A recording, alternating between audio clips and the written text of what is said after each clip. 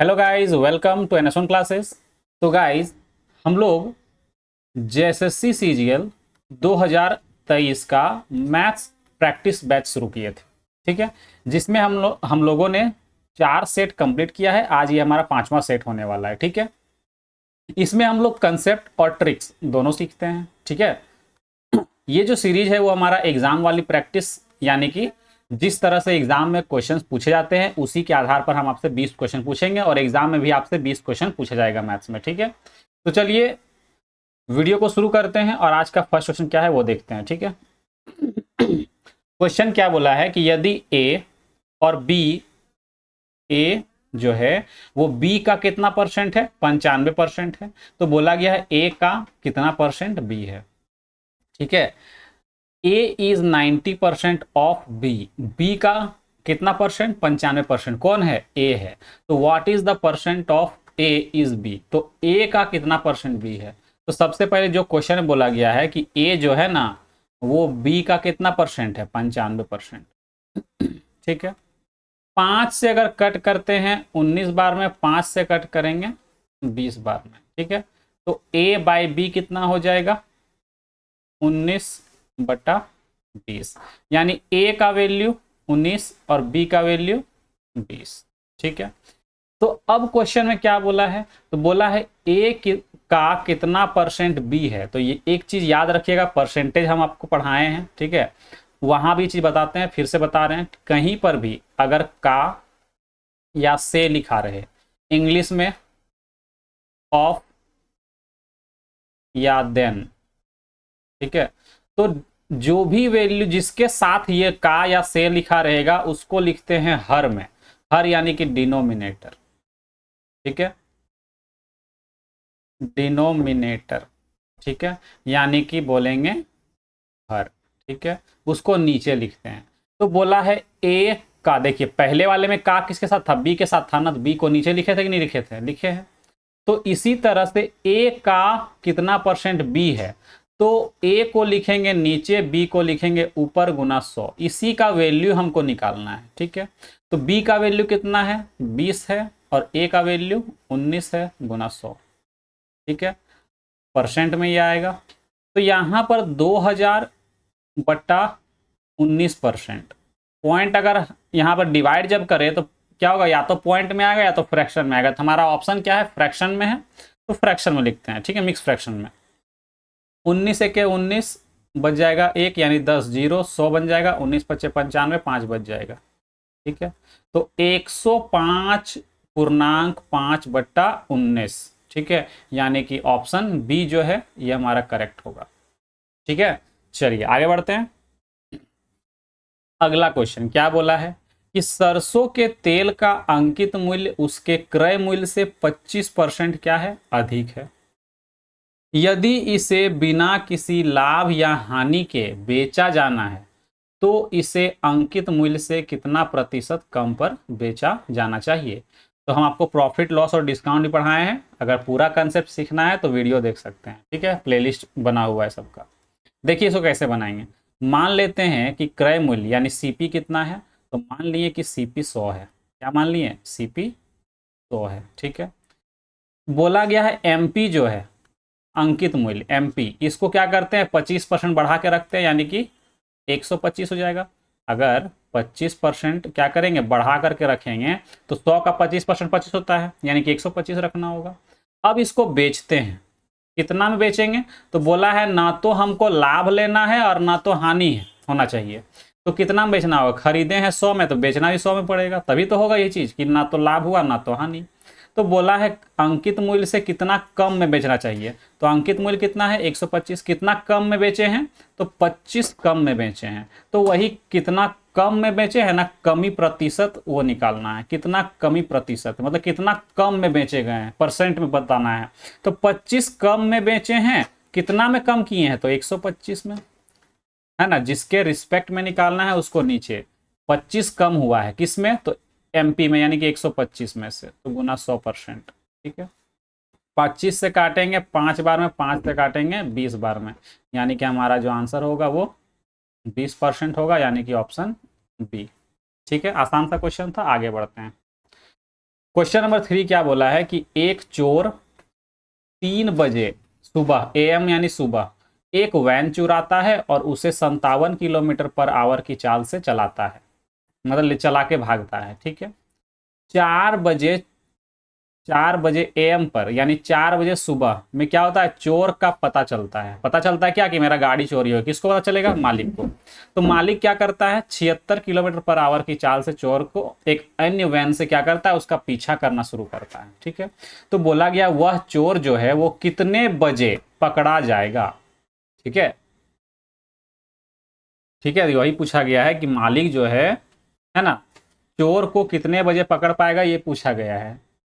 तो मान लीजिए कि यहाँ पे क्या है, चोर है ना, यहाँ पर एक क्या किया, चोर है, ठीक है, थीफ, और यहीं पे क्या रहेगा, मालिक भी रहेगा। तो चोर जो है ना वो एक गाड़ी चुरा के भागता है 57 किलोमीटर पर आवर की स्पीड से। गाड़ी कितने बजे चुराया है, तो 3 बजे। कब, AM में। ठीक है, सुबह को। अब ये भागना शुरू करता है इस डायरेक्शन पे। मान लेते हैं अब 4 बजे ये यहाँ पहुंच जाता है। ठीक है, मान लिए चोर जो है 4 बजे कहाँ पहुंच गया, इस जगह पे, और अभी भी क्या कर रहा है, वो भाग ही रहा है, रुका हुआ तो नहीं ना रहेगा। 4 बजे चोर यहाँ रहेगा, तब मालिक को पता चलेगा कि मेरा गाड़ी क्या हो गया है, चोरी हो गया है। तो वो क्या करेगा, 76 किलोमीटर पर आवर की स्पीड से क्या करेगा, पीछा करेगा। कितने बजे, तो 4 बजे, है ना। तो जरा ध्यान से सोचिए, चोरी किया है चोर कितने बजे, 3 बजे। 1 घंटा में यहां तक पहुंच गया, कुछ दूरी तो गया होगा 1 घंटे में। 1 घंटा में 57 किलोमीटर गया। क्यों, क्योंकि चोर का स्पीड कितना है, 57 किलोमीटर पर आवर। 1 घंटा में 57 किलोमीटर चलेगा। तो 3 से 4 एक ही घंटा का गैप है, यानी कि 57 किलोमीटर का गैप बनेगा। तो हमसे पूछा गया है टाइम बराबर क्या होगा।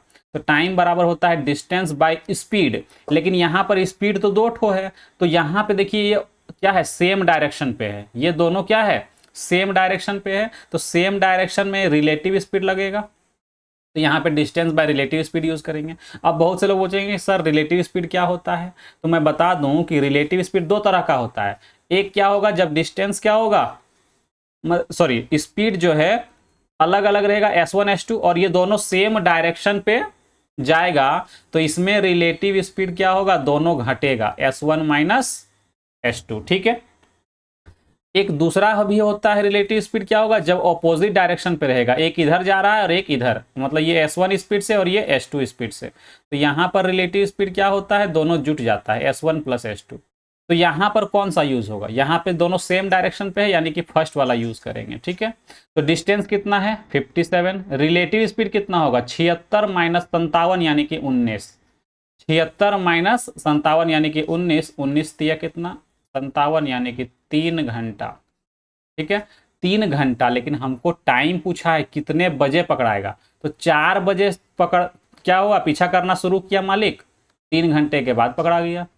तो कितने देर में पकड़ा, कितना बजे पकड़ाएगा, 7 बजे। ठीक है, 7 बजे चोर क्या होगा, पकड़ा जाएगा। अब 7 बजे 2 ऑप्शन में, एक 7 AM और एक PM। तो 7 AM सही आंसर होगा। ठीक है, क्योंकि सुबह AM का टाइम दिया हुआ है। ठीक है, चलिए आगे बढ़ते हैं। अगला क्वेश्चन बोला गया है 8 पुरुष एक कार्य को 45 दिनों में पूरा कर सकते हैं, 8 महिलाएं उसी कार्य को 18 दिन में पूरा कर सकती है ना। 5 पुरुष और 8 महिलाएं उसी कार्य को कितने दिनों में पूरा करेगी। टाइम एंड वर्क का है, इसमें MDH फॉर्मूला लगेगा। अभी हम टाइम एंड वर्क में पूरा नहीं पढ़ाए हैं, ठीक है, इसी वजह से उसको ड्रॉप करके रखा हुआ है। ठीक है, उसको भी कंटिन्यू करेंगे, है ना। तो MDH फार्मूला भी हमने पढ़ाया नहीं, लेकिन बहुत से लोग पढ़े होंगे पहले। ठीक है, तो देखिए MDH फार्मूला में क्या करेंगे, इसमें 8 पुरुष, पुरुष यानी कि मेल, ठीक है, 45 दिन में जो काम करता है वही काम को 8 महिला करेगी, कितना दिन में, 18 दिन में। तो दोनों काम तो बराबर है ना दोनों का, इसलिए बराबर साइन दे दिए। यहाँ से ये 8 से ये 8 कट जाएगा, 9 से काट दो, 9 5 45 और 9 दूनी 18, यानी कि मेल और फीमेल का जो रेशियो है M/W कितना आ गया, 2/5। ये वाला जो वैल्यू निकला ये तुम्हारा वर्क इफिशियंसी निकला। क्या निकला, कार्य क्षमता। वर्क इफिशियंसी कहने का मतलब कार्य क्षमता। अब यहां पर ध्यान से देखिए, अब इसी काम को कौन करेगा, जो काम इन लोग कर रहा है 8 आदमी 45 दिन में, या फिर बोल सकते हैं इसके जगह पे ये भी लिख सकते हैं, लेकिन कोई एक लेके चलना है। तो इधर जो हम लिखे हैं ये मेरा टोटल वर्क हुआ, क्योंकि देखिए टोटल वर्क दोनों का सेम है ना। तो या तो आप 8m इंटू 45 लिख लीजिए, या तो 8w इंटू 18 लिख लीजिए, दोनों ही केस में सेम आंसर आएगा, ठीक है। तो यहां पर क्या ले लिए हम, इधर वाला ले लिए, ठीक है। कि ये काम को अब कौन करेगा, तो क्वेश्चन में बोला गया है 5 पुरुष प्लस, और का मतलब प्लस, और 8 महिला मिल के करेगी कितना दिन में, तो हमको नहीं पता, मान लिए x दिन में करेगी, ठीक है। तो इसको सॉल्व करते हैं। m का वैल्यू कितना 2, तो 8 गुने 2 गुने 45, और यहाँ पर कितना होगा 5 गुने 2 प्लस 8 गुने 5, और इंटू में कितना x, ठीक है। इसको जब सॉल्व करते हैं इधर आता है 16 गुना 45, और इधर कितना आएगा 5 गुनी 10 और 8 40, 50 आ जाएगा इधर x। 5 से काटेंगे 9 बार में, 5 से काटेंगे 10 बार में, ठीक है। 2 बार में काटे, 2 से काटेंगे 5 बार में, 2 से काटेंगे 8 बार में। यानी कि इधर अगर सॉल्व करते हैं तो x का वैल्यू कितना आ जाएगा, 8 9 72 बट्टा 5, 72 बट्टा 5 इतना दिन। आंसर किस में है, पूर्णांक में है, तो डिवाइड कर दीजिए, 5 से काटेंगे 14 5 70, बच गया 2, यानी कि 14.2 बट्टा 5 दिन, ठीक है। ये ऑप्शन ए करेक्ट होगा, ठीक है। चलिए आगे बढ़ते हैं। क्वेश्चन नंबर 5 नंबर सिस्टम का क्वेश्चन। जब भी इस तरह का क्वेश्चन दिखेगा ना तो क्या करेंगे, 2 का पावर 25 को कॉमन लेंगे। क्यों, जितना जब से जो सबसे छोटा पावर होगा वो कॉमन ले लीजिए। तो यहाँ पे क्या बच जाएगा 1, यहाँ पे क्या बचेगा 1 ठो 6, यहाँ पे क्या बचेगा 2 ठो 6, यहाँ पे क्या बचेगा 3 ठो 6, ठीक है। इसको जब हम सॉल्व करते हैं 6 का पावर 25, ठीक है, अंदर क्या होगा 1 प्लस 6 प्लस 36 प्लस 216, ठीक है। 6 का पावर 25, ठीक है। सबको जोड़ेंगे तो कितना आएगा, 6 6 12 6 18 और 1 19, 1 और 3 4 और 1 5, 2 यहाँ पे। तो देखिए यहाँ बोला है कौन इससे विभाज्य होगा। ये जो नंबर दिखा कि इस में से ये जो नंबर है निम्न में से किस संख्या से विभाज्य है, यानी कि डिविजिबल है, ठीक है। तो ऑप्शन को अगर ध्यान से देखेंगे तो ये वाला ऑप्शन यहाँ पर दिख रहा है, यानी कि इससे डिवाइड आराम से हो जाएगा, ठीक है। तो डायरेक्ट आंसर आ गया। क्वेश्चन नंबर 6, दो सकेंद्रित, सकेंद्रित का मतलब, संकेंद्रित मतलब क्या होता है कि एक ही सेंटर से दो सर्कल बनाया गया है, ठीक है, जिसकी त्रिज्या कितना है 10 सेंटीमीटर और 6 सेंटीमीटर। बड़े वृत्त की जीवा की लंबाई ज्ञात करना है जो छोटे वृत्त को स्पर्श करती है, यानी कि टच करती है।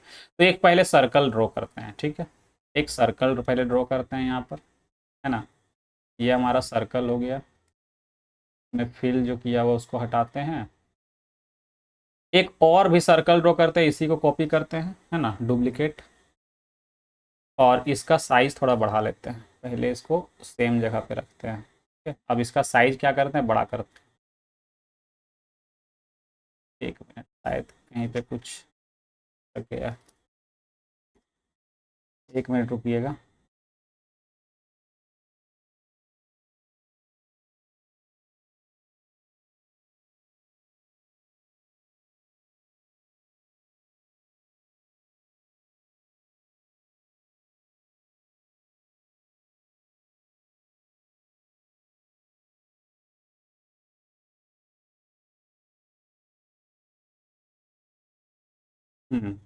बड़ा हो गया, इसको बीच में करते हैं।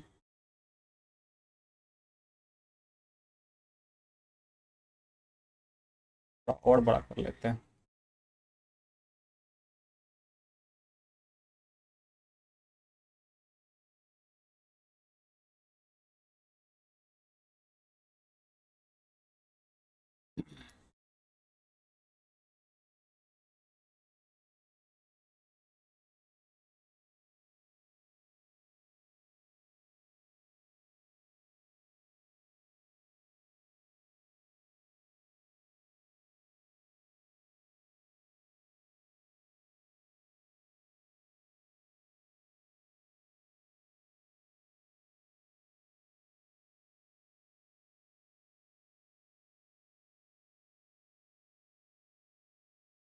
चलिए, ये हमारा सर्कल ड्रॉ हो गया, ठीक है।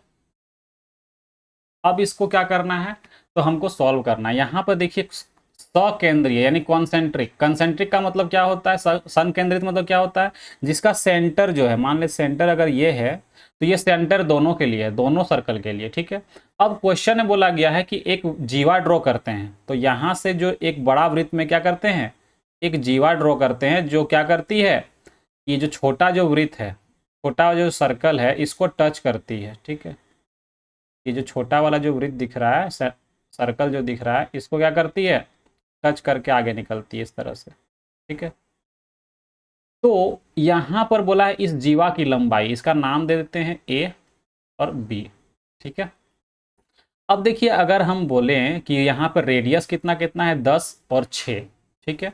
तो छोटा वाला का रेडियस 6 होगा, तो अगर हम यहाँ से इसको मिला दें, इस सेंटर को यहाँ से मिला दें, ये यहाँ पे सेंटर रेड कलर से दिखा देते हैं,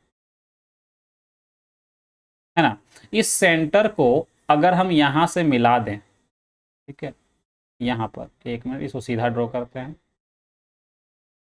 ठीक है।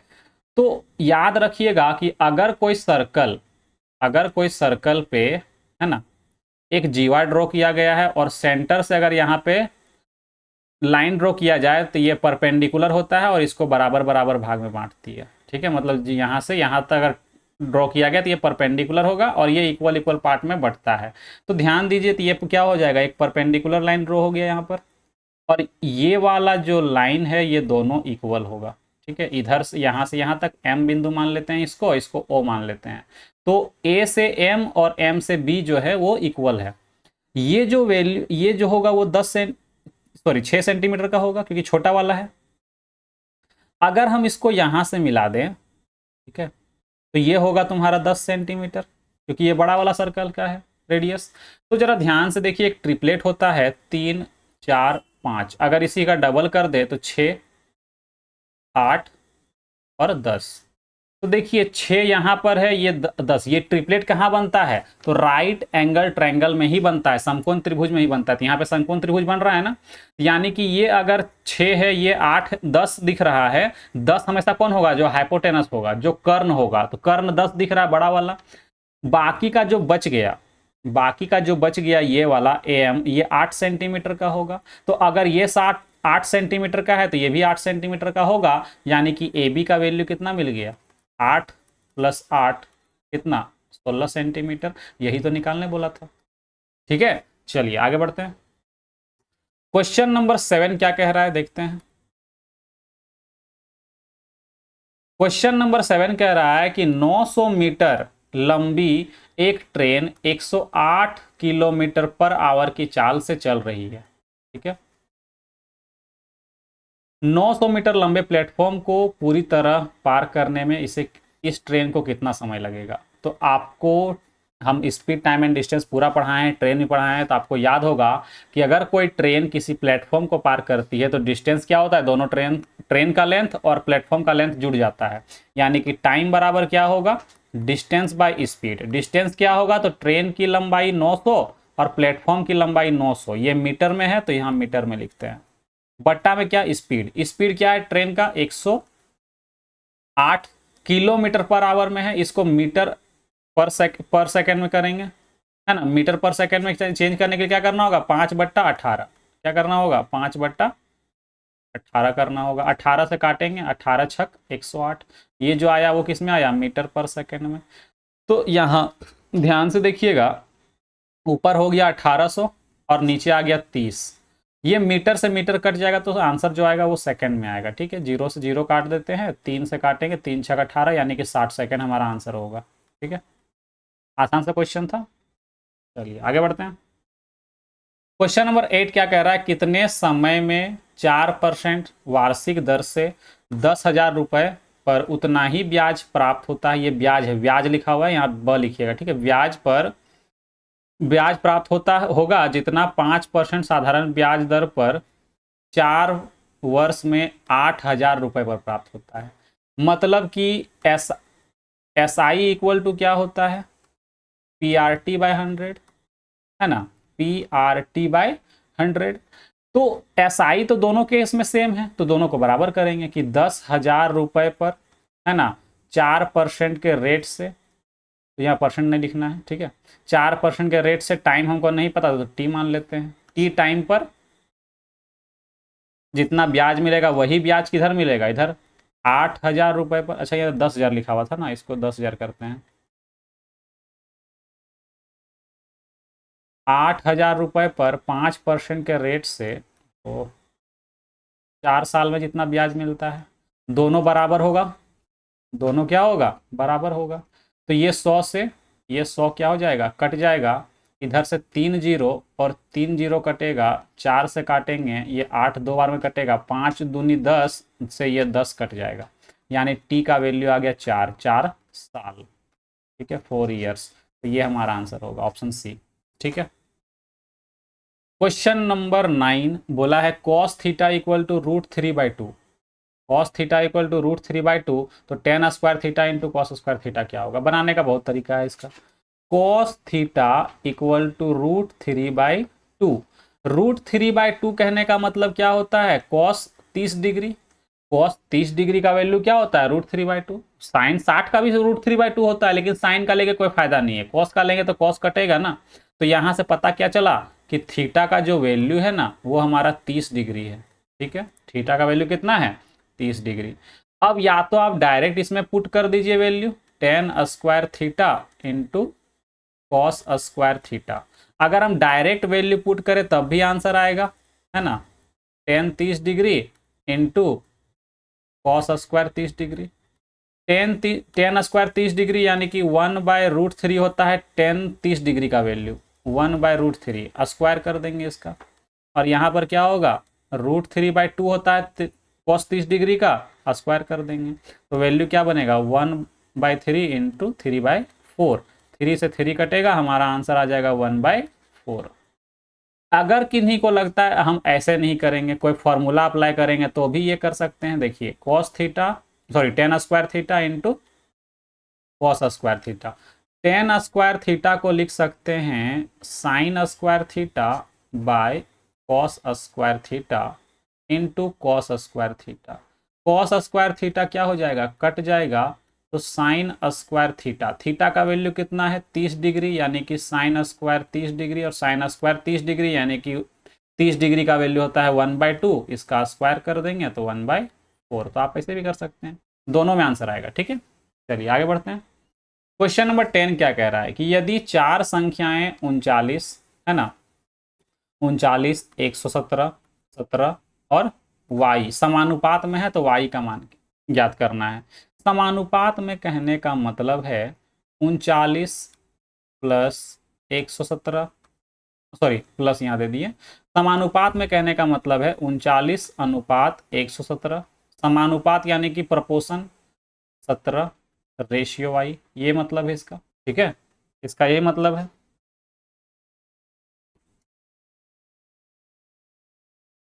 चलिए, तो इसको हम बट्टा के फॉर्म में तो लिख सकते हैं, इसको बट्टा के फॉर्म पर लिख सकते हैं, कितना, इस तरह से, है ना। तो इसमें करना कुछ नहीं है, इसको क्या करते हैं 39 से कट करते हैं, ठीक है।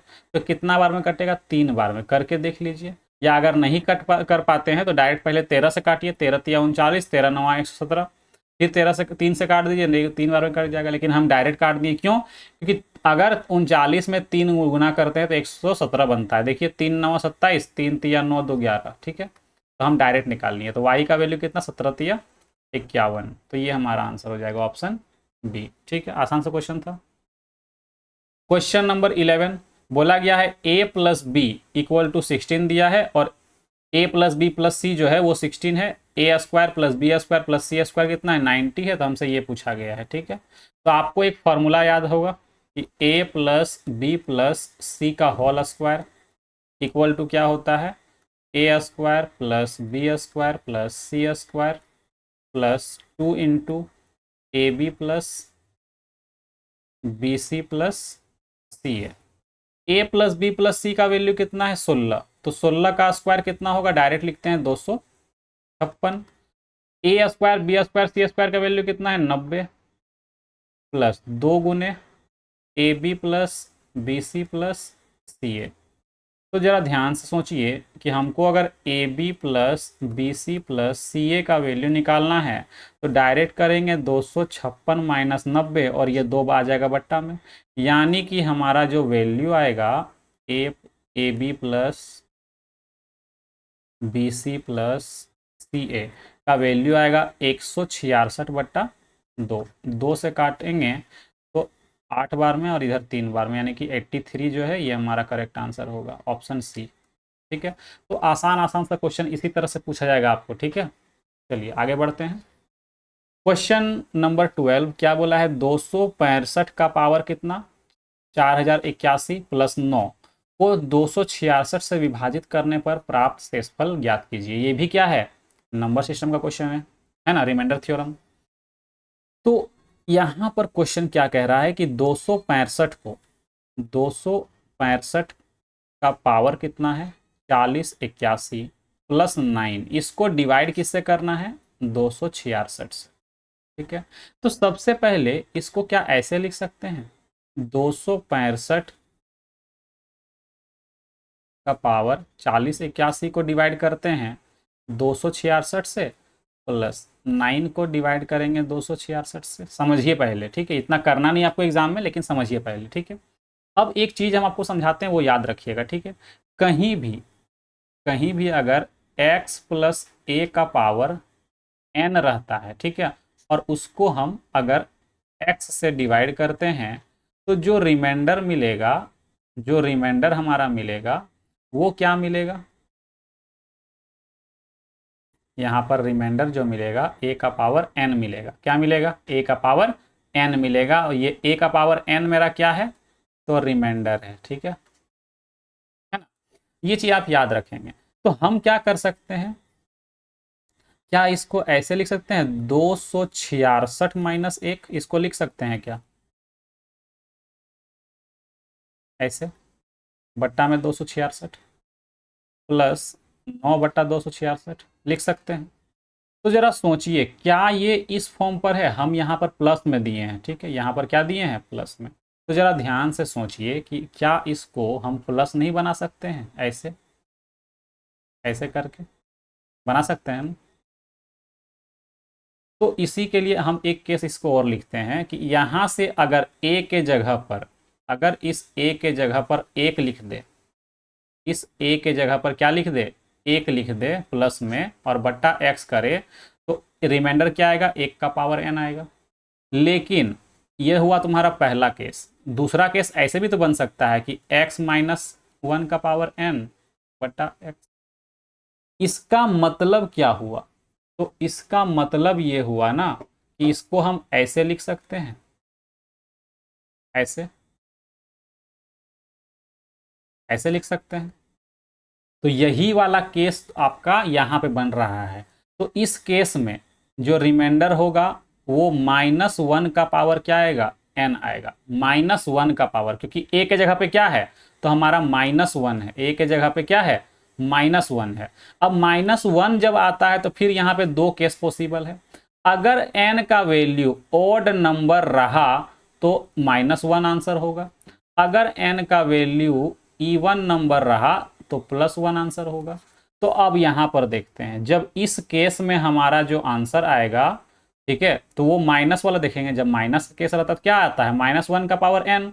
n क्या है यहाँ पर, ऑड नंबर। देखिए लास्ट में क्या है, यहाँ पर 1 है ना, 1 यानी कि odd number.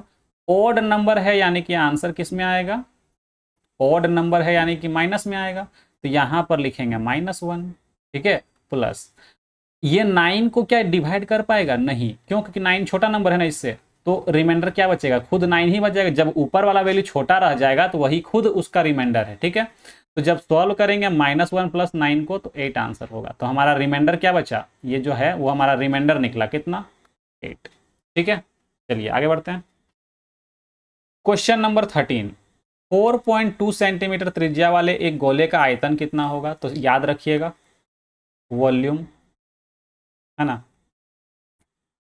Volume of sphere. गोले का आयतन बराबर होता है 4/3 पाई आर क्यूब। ठीक है, तो 4/3 पाई का वैल्यू कितना रखना है, 22/7। आर कितना दिया हुआ है 4.2 इंटू 4.2 इंटू 4.2। पॉइंट हटाएंगे नीचे 10, सब जगह से पॉइंट हटाते हैं, नीचे 10, यहाँ भी पॉइंट हटाते हैं, नीचे 10। ठीक है, इसको क्या करते हैं 7 से कट करते हैं, 7 छक 42 और 3 से कट करेंगे, 3 दूनी 6। बचा कितना, तो इसको आप मल्टीप्लाई करने का गलती मत करिएगा। ठीक है, आप यूज करिए डिजिटल सम। क्या यूज करेंगे, डिजिटल सम। ठीक है,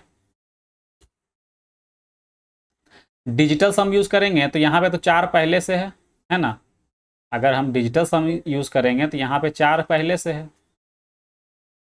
ठीक है, यहाँ पर 2 और 2 कितना 4, यहाँ पर 4 और 2 6, यहाँ पर 4 2 6, और यहाँ पर कितना है तो 2 है। ठीक है, यहाँ पे कितना है 2 है। ठीक है, गुना का साइन है बीच में, सबको गुना करते हैं। 2 4 चौक 16, 4 चौक 16, 16 नहीं लेना है, 16 यानी कि 7, 6 और 1 7 हो जाएगा। 7 छक 42, 42 यानी कि 4 और 2 6, 6 छक 36 यानी 6 3 9। अब जहां 9 आ गया ना तो हमेशा फिर डिजिट सम क्या बनेगा 9 ही बनेगा। क्यों, क्योंकि देखो 9 दुनिया 18, 18 यानी कि 8 और 1 9, यानी कि यहां से जो है हमारा डिजिटल सम यानी डीएस आ गया कितना 9।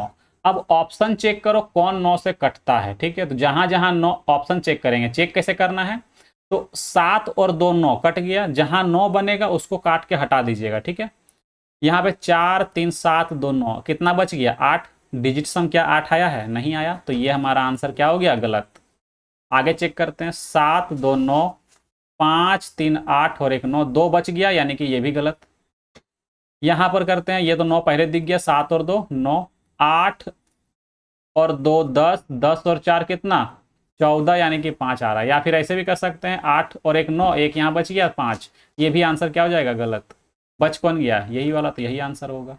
चेक भी कर लीजिए, यहाँ पे 9 भी आएगा। ठीक है, कैसे, तो 3 1 4 4 8 8 6 14, 14 और 4 कितना 18, 18 यानी कि 9।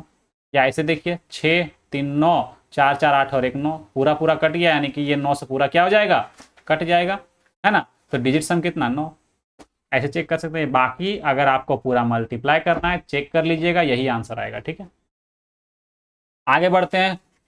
ज्योमेट्री का क्वेश्चन, यदि एंगल सी बराबर एंगल जेड, ए सी बराबर एक्स जेड, तो त्रिभुज एबीसी और एक्स वाई जेड के सर्वांग सम होने के लिए निम्नलिखित में से कौन सी शर्तें आवश्यक है।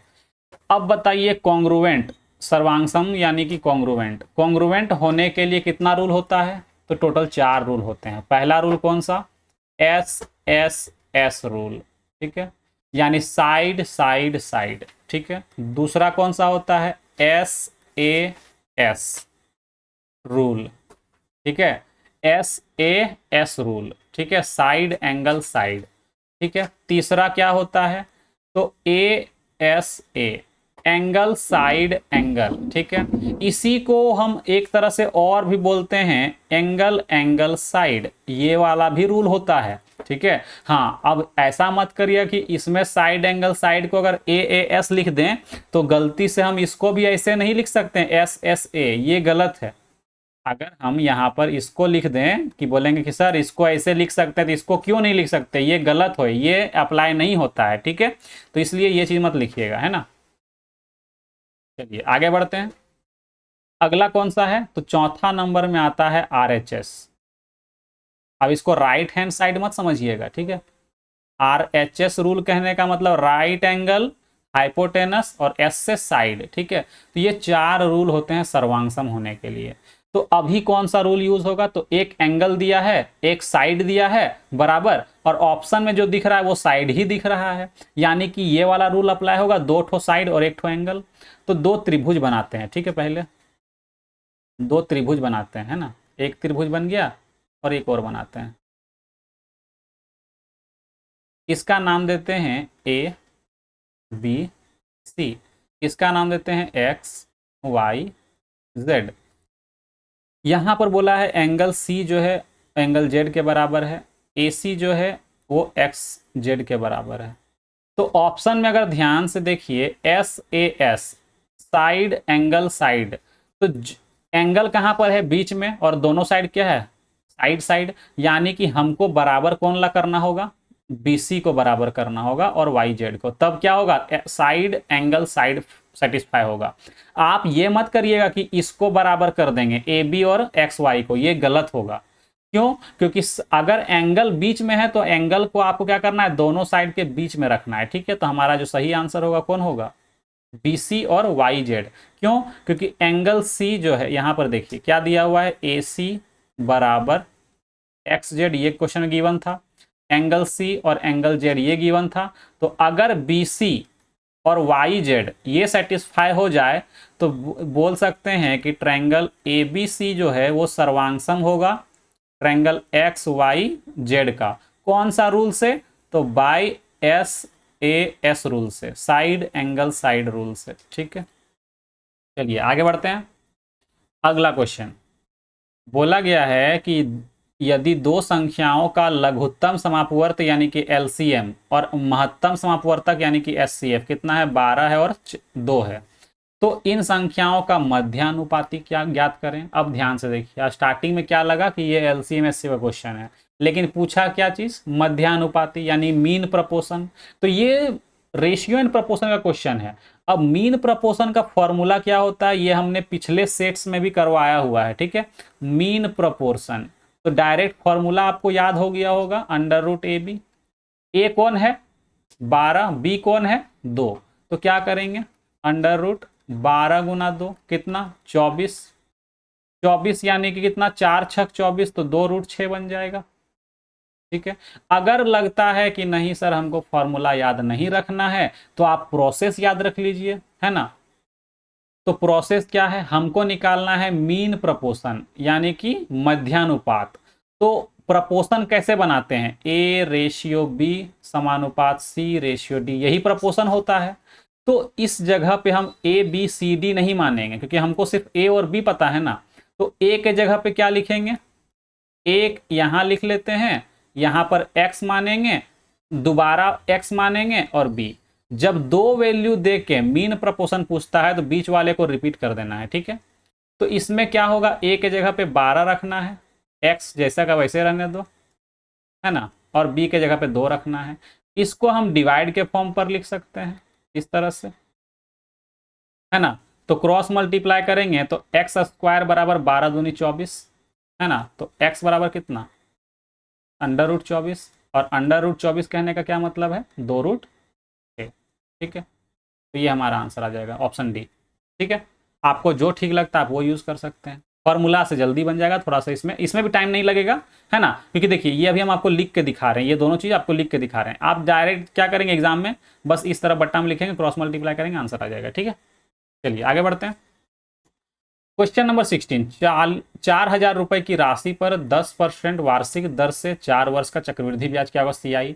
तो सबसे पहले हमने आपको CI में टेबल लिखवाया है कि 100% का वैल्यू कितना दिया है, प्रिंसिपल है ना, तो 4,000, 10% के रेट से 4 साल का CI हम क्या बोल लिखवाए हैं आपको, 46.41%। अगर आप मेरे से CI पढ़े हैं तो इसका टेबल आपको याद होगा, ठीक है। अगर आप याद कर बढ़िया से पढ़े हैं, नोट्स बनाए हैं, लगातार उसका प्रैक्टिस किए हैं, तो आपको ये याद होगा, ठीक है।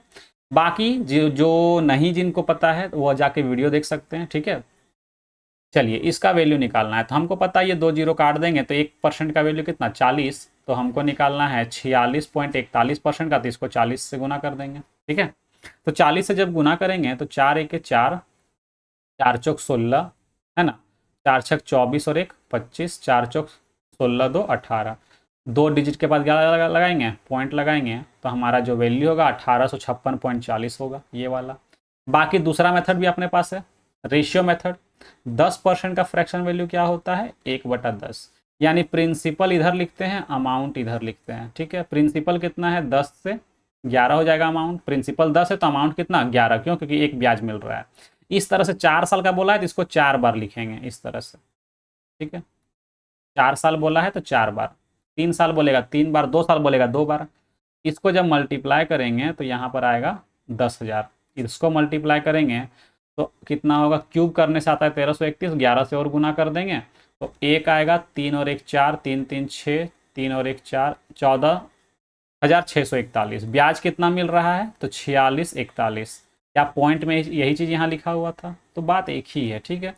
यही 10,000 का वैल्यू तुम्हारे पास गिवन है कितना? 4,000। तो ध्यान से जरा देखो, यहाँ पे अलग से लिख दे रहे हैं कि 10,000 का वैल्यू 4,000, यानी कि हम बोल सकते हैं 3 जीरो काट देंगे तो 10 का वैल्यू 4, तो 1 का वैल्यू कितना? 4/10। 1 का वैल्यू कितना? 4/10। तो यहाँ बोल सकते हैं कि अगर यहाँ से 3 जीरो काट दें तो यहाँ से 1 का वैल्यू कितना निकल जाएगा? 4/10। तो इसका वैल्यू कितना निकलेगा? तो 4641 गुना 4/10। 10 इस मेन यही चीज़ आया कि नहीं है, जो चीज़ यहाँ शॉर्ट में एक लाइन में किए थे। मल्टीप्लाई करेंगे तो यहाँ भी 1856.40 से आएगा, ठीक है, यही आंसर होगा। इसमें टाइम ज़्यादा लग रहा है, और जो तरीका हम बताएं टेबल याद अगर रखते हैं तो इतना समय आपका सॉल्यूशन हो जाएगा, ठीक है। चलिए आगे बढ़ते हैं। अगला क्वेश्चन 17 नंबर। साइन ए प्लस बी कितना है? 1 है। और कॉस ए माइनस बी कितना है? 1/2। तो ए का वैल्यू कितना होगा? ये पूछा गया, आसान सा क्वेश्चन है, लिखते हैं। साइन ए प्लस बी का वैल्यू 1। साइन कितना डिग्री का वैल्यू 1 होता है? तो साइन 90 डिग्री का, ठीक है। यानी कि हम बोल सकते हैं कि a प्लस बी जो है वो 90 डिग्री होगा, ठीक है। इसको इक्वेशन 1 मान लेंगे। अगला जो दिया हुआ है वो क्या है? कॉस ए माइनस बी का वैल्यू 1/2। अब फिर से बताइए कि कॉस कितना डिग्री का वैल्यू 1/2 होता है? तो कॉस 60 डिग्री का वैल्यू 1 होता है, यानी कि हम a माइनस बी कितना बोलेंगे? 60 डिग्री। ये इक्वेशन 2 मान लीजिए। दोनों इक्वेशन को सॉल्व करना है बस। a प्लस बी बराबर 90 डिग्री और a माइनस बी बराबर 60 डिग्री। दोनों को जब जोड़ेंगे तो ये b से b कट जाएगा, तो 2a बराबर कितना? 150 डिग्री। यानी 2 से अगर काट दें तो 75 डिग्री। हमारा आंसर आ गया। a का वैल्यू कितना? 75 डिग्री, ठीक है। चलिए आगे बढ़ते हैं। ये क्वेश्चन जो है थोड़ा सा अच्छा है, अगर आपका दिमाग थोड़ा सा लग गया तो आप इसको इजीली सॉल्व कर पाएंगे, ठीक है। क्या है देखिएगा, बोला गया है 7b minus 1/4b equal to 7। 7b minus 1/4b equal to 7। तो हमसे पूछा गया है 16b² प्लस 1/49b² का वैल्यू क्या होगा। तो ध्यान से समझिएगा इसको, ठीक है। 7b माइनस 1/4b का वैल्यू 4। अगर बहुत लोग सोचेंगे इसका स्क्वायर करेंगे तो हो सकता है आंसर आए।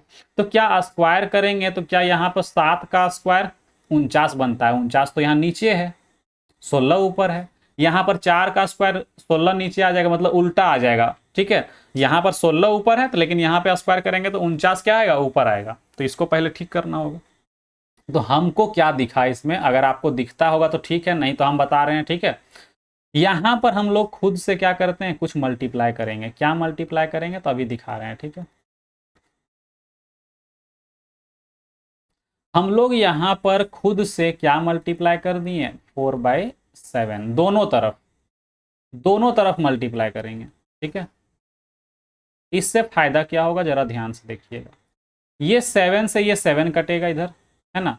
ये 7 से इधर कटेगा। देखिए अब मल्टीप्लाई करते हैं। जब इसको इससे जब मल्टीप्लाई करेंगे यहाँ पर 7b से, तो ये 7 से 7 कट जाएगा, सिर्फ क्या बचेगा? 4b minus. जब इस 4/7 को इसके साथ मल्टीप्लाई करेंगे 1/4b के साथ, तो 4 से 4 कट जाएगा, सिर्फ नीचे बचेगा 1/7b, और इधर 7 से 7 कट जाएगा, बचेगा सिर्फ 4। तो ये मेरा बन गया नया इक्वेशन, ठीक है। अब इसी का अगर हम स्क्वायर कर दें, क्या कर दें? इसी का स्क्वायर कर दें,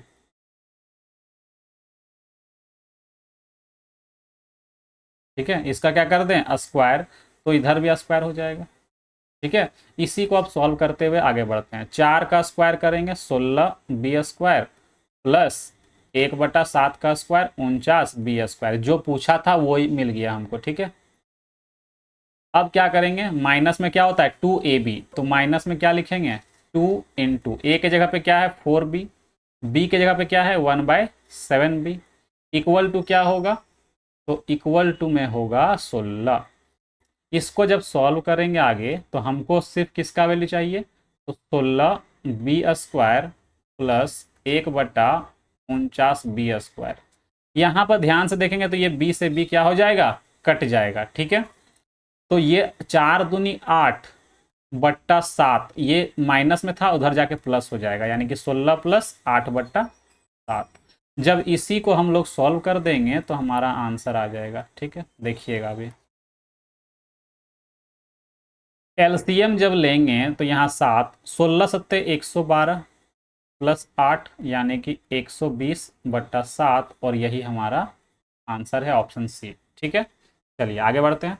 क्वेश्चन नंबर 19 एकदम इजी सवाल है, लेकिन डाटा थोड़ा बड़ा बड़ा है तो आपको कैलकुलेशन स्पीड बढ़ाना पड़ेगा, इसका कोई शॉर्ट ट्रिक नहीं है। एक तरीका और भी होता है क्या कि एवरेज आप कुछ अपने मन से मान लीजिए, और जितना कम ज़्यादा है प्लस माइनस में लिखते जाइए, तो उससे कोई फायदा नहीं होगा, लगभग टाइम सेम लगेगा, ठीक है। इसको नॉर्मली क्या करेंगे, सबको ऐड करेंगे और जितना नंबर है उससे डिवाइड करेंगे, ठीक है, तो एवरेज निकल जाएगा। फॉर्मूला भी एक बार लिख दे रहे हैं फिर से। एवरेज औसत बराबर क्या होता है, सभी संख्याओं का योग, यानी सम ऑफ ऑल नंबर्स, है ना, सम ऑफ ऑल नंबर्स और डिवाइडेड बाय टोटल नंबर, है ना। सम ऑफ ऑल नंबर सबको जोड़िए, 693 प्लस 456 प्लस 876, इसको जोड़ के लिखना है सबको, ठीक है। 532 934 691 प्लस 596 प्लस 398 प्लस 682, ठीक है। और बट्टा में टोटल कितना नंबर है, टोटल कितना है 3 3 6 3 9, तो 9 से डिवाइड कर देंगे, ठीक है। 9 से डिवाइड कर देंगे तो क्या है, कितना है यहाँ पर देखिएगा, 2 और 8 10, 10 6 16, 16 1 17, 17 और 4 21, 21 और 2 23, 23 और 6 29, 29 और 6 29 और 6 35, 35 और 3 38 का 8 बच गया कितना 3, 8 3 11, 11 और 9 20, 20 और 9 19, 29 29 और 9 29 9 38, 38 और 3 38 और 3 41, 41 और यहाँ बच गया 3 44, 44 और 7 51, 51 और 5 56, 56 और 9 56 और 9 हमारा हो जाएगा 65, 65 का लिखेंगे 5 बच गया 6 6 6 12 3 15, 15 5 20, 20 और 6 26, 26 और 9 26 और 9 हमारा हो गया 35, 35 5 40, 40 8 48, 48 और 4 52, 52 और 6 58, यहाँ भी कितना आ गया 58। तो इस तरह से नॉर्मली आपको जोड़ना है, ठीक है, और इसको क्या करना है 9 से डिवाइड करना है, ठीक है। तो 9 से डिवाइड करते हैं तो कितना आ जाएगा, 9 पचे 45, 9 छक 54, 9 छक 54, 6 वाला एक ही ऑप्शन है, बस यही आंसर हो जाएगा। बाकी आप पूरा डिवाइड करेंगे तो 650 यहाँ पे आ जाएगा। देखिए पूरा कर ही देते हैं, 9 छक 54, 4 बच गया, 9 पचे 45, है ना, 9 पचे 45, बच गया यहाँ पर 8, 8 तो डिवाइड होगा नहीं, 0 लगा देंगे, 0.80, 9 8 72, फिर 80, 9 8 72, इस तरह से 8 8 क्या होगा रिपीट होते जाएगा, ठीक है। तो इसी को हम लोग क्या करेंगे अप्रॉक्स में लिख लेंगे 8 9, ठीक है, यही आंसर होगा। चलिए आगे बढ़ते हैं। बोला है संख्या 1026, 2268 और 2430 का HCF महत्तम समापवर्तक, यानी कि HCF जिसको हम लोग हाईएस्ट कॉमन फैक्टर भी बोल सकते हैं, या ग्रेटेस्ट कॉमन डिवाइजर बोल सकते हैं, ग्रेटेस्ट को लार्जेस्ट भी बोल सकते हैं, लार्जेस्ट कॉमन डिवाइजर, तो कुछ भी नहीं है, इसका नाम बहुत अलग अलग हो सकता है, लेकिन एक ही चीज़ है, HCF निकालना है, ठीक है। तो HCF निकालने का एक बेसिक सा तरीका क्या होता है पहले वो बताते हैं। करना कुछ नहीं है, इस 1026 से क्या करेंगे, इस 2268 को पहले क्या करते हैं डिवाइड करते हैं। कितना बार में डिवाइड होगा, तो एक बार हो 2 बार में डिवाइड हो जाएगा, 6 दूनी 12, 2 दूनी 4 और 1 5 और 10 दूनी 20, बच कितना जाएगा, तो यहाँ 6 बचेगा, यहाँ 1 बचेगा, यहाँ 2 बचेगा। अब ये जो नंबर बचा इसको फिर डिवाइड करेंगे 1026 से, यही तरीका है HCF निकालने का, ठीक है। ये कितने बार में डिवाइड होगा, तो 5 बार में ज़्यादा हो जाएगा, 4 बार में करते हैं, 4 छक 24, 4 1 4 2 6, 4 दूनी 8, माइनस करेंगे तो यहाँ 2 आएगा, यहाँ 12 में 6 जाएगा तो 6 जाएगा, 12 में 6 जाएगा तो 6 बचेगा, बचा 9 में 8 जाएगा तो 1। फिर से यहाँ डिवाइड करेंगे 216 को, ठीक है। कितने बार में डिवाइड होगा, तो एक बार में डिवाइड होगा 162। माइनस करेंगे यहाँ 4, 11 में 4 जाएगा 5, यहाँ पे 0। 54 को फिर किससे डिवाइड करेंगे, 162 से, ठीक है। तो 3 बार में ये डिवाइड हो जाएगा पूरा पूरा, ठीक है। 3 बार में क्या होगा, ये पूरा पूरा डिवाइड हो जाएगा। अब जहां पे ये पूरा पूरा डिवाइड हो गया, यानी कि ये 2 नंबर का, सिर्फ इसका देखिए, ये 1026 और 202, ये 2268, इसका जो एचसीएफ है वो 54 निकल गया। हम तीनों का नहीं बोल रहे हैं, अभी हम सिर्फ 2 का बोल रहे हैं।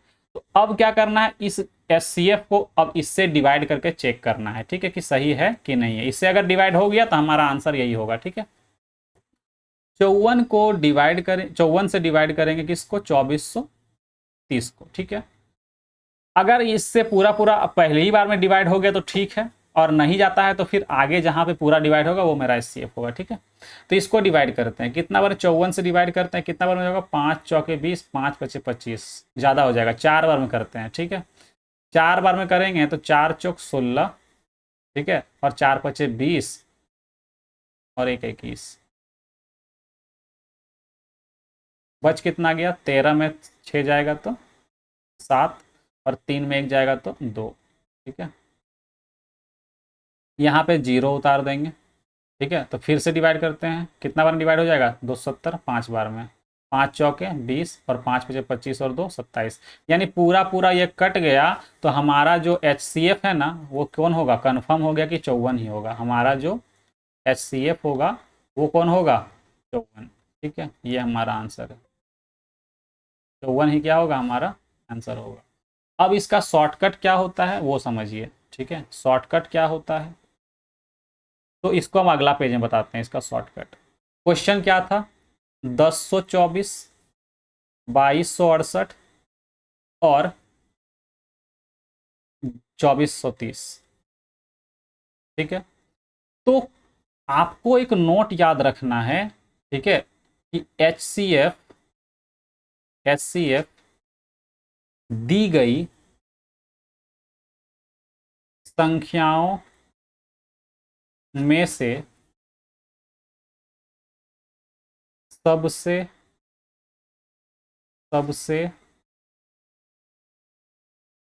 छोटी संख्या के बराबर होती है, ठीक है, या उसका यानी कि छोटी संख्या है ना, या छोटी संख्या का फैक्टर यानी कि गुणनखंड, ठीक है, गुणनखंड, ब्रैकेट में फैक्टर भी लिख देते हैं, फैक्टर होती है, ठीक है। आपको एक ये पॉइंट याद रखना है, लेकिन इस पॉइंट का यहाँ पर यूज करेंगे ना तो बड़ा लेंदी होगा, क्यों, क्योंकि छोटी संख्या बहुत बड़ा नंबर दिख रहा है 1024। तो एक और भी नोट याद रखना है कि एचसीएफ जो है वो दी गई संख्याओं, यहाँ पे दी गई छूट गया, इसको ठीक कर देते हैं, ठीक है। एचसीएफ दी गई, ठीक है, यहाँ भी लिखेंगे एचसीएफ दी गई संख्याओं में से, एचसीएफ दी गई संख्याओं में से सबसे छोटा अंतर यानी कि डिफरेंस, ठीक है,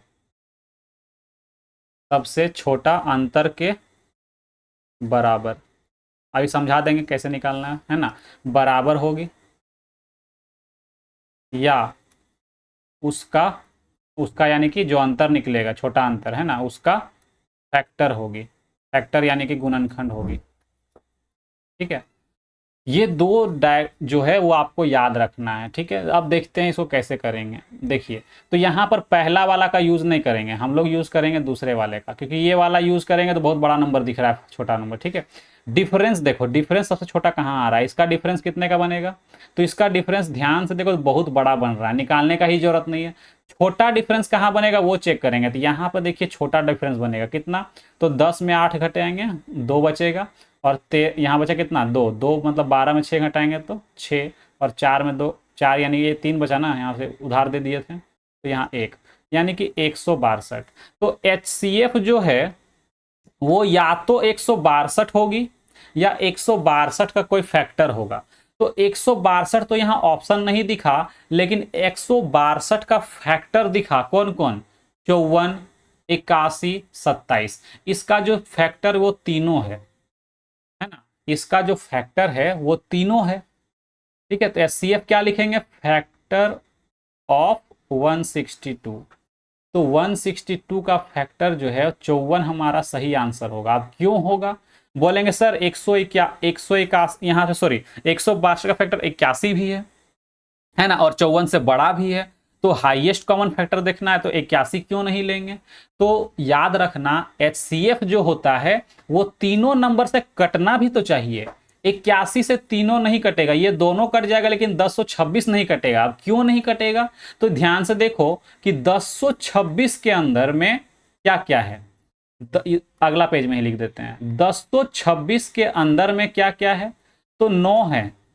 ठीक है, बचा कितना 114, देख लो 9 चौक 36, ये 9 चौक 36, एक मिनट यहाँ 26 है ना 10, ठीक है 9 चौक 36 और 9 दूनी 18, 18 3 कितना हो जाएगा 22, एक मिनट, 9 1 के 9, 9 चौक 36, 9 1 के 9 3 12, ठीक है।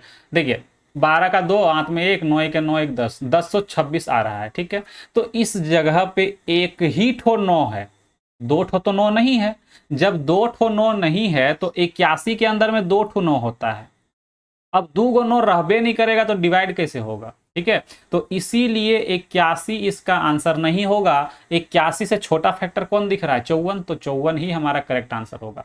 फिर भी अगर डाउट रहता है तो अपने पास क्या है, एक बेसिक सा तरीका है, उससे सॉल्व कर लेंगे, HCF निकल जाएगा। ठीक है, और भी तरीका होता है गुणनखंड विधि से, है ना, प्राइम फैक्टर पहले इसका निकाल लेंगे, फैक्टराइज कर लेंगे इसको, उसके बाद चेक करेंगे कौन कॉमन है, तो उतना करने का जरूरत नहीं है, टाइम ज़्यादा लगेगा उसमें। ठीक है, तो आज हमारा 20 क्वेश्चन क्या हो गया, कंप्लीट हो गया। आज का वीडियो यहीं पर समाप्त करते हैं। अगर इसका टेलीग्राम में आपको पता ही है कि इसका जो PDF है हम कहाँ पे देते हैं, तो अपने टेलीग्राम चैनल पर। ठीक है,